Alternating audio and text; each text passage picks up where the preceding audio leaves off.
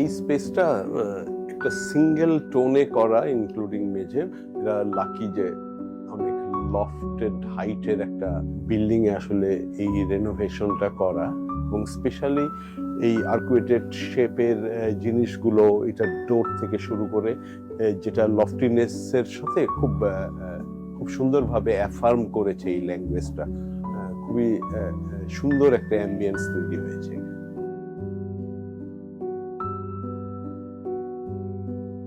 পুরনো যেহেতু বাড়ি, ওর স্ট্রাকচারাল একটা চ্যালেঞ্জ ছিল ওদের।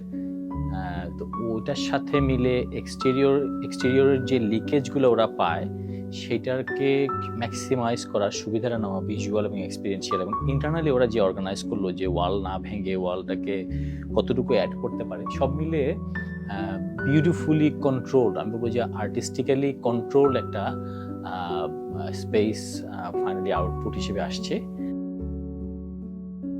আমরা যেগুলো দেখি ইন্টেরিয়রে, যে the comfort, I think that is there. The climate they've used, যেখানে পারছে they've tried to use the natural light and the view. Entry পাশে একটা জায়গা আছে যেখানে which was they've opened up the whole area and বাইরে বাগানটা দেখা যায়। ওইটাতে অনেকটুকু ব্রাইডের অ্যাংজাইটিটা কমে যায় এবং সে কিছু রিল্যাক্সড ফিল করে। আমাদের স্পেস ডিজাইনের সময় উদ্দেশ্য ছিল যে এই সবগুলো ফাংশন যাতে প্রপারলি আমরা এই স্পেসে সার্ভ করতে পারি। তো সেই সাথে আমরা একটা নিউট্রাল কালার প্যালেট চুজ করেছি, কারণ আমাদের ইচ্ছা ছিল যাতে এই নিউট্রাল কালার প্যালেটে আমাদের যে ব্রাইড সেই যাতে সেন্টার অফ অ্যাটেনশনটা হয়।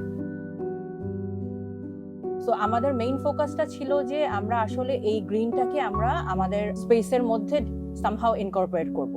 এই জন্য আমরা চেষ্টা করেছি যে এক্সটেরিয়রে বড় বড় কিছু আর্চেস ক্রিয়েট করে আমার বাইরের গ্রিনটাকে আমরা আমাদের ইন্টেরিয়রে ইনকর্পোরেট করব। সো এগুলো আসলে শুধুমাত্র অ্যাস্থেটিক পারপাসে না, এগুলো আমাদের স্ট্রাকচারালিও অনেক সাপোর্ট দিয়েছে।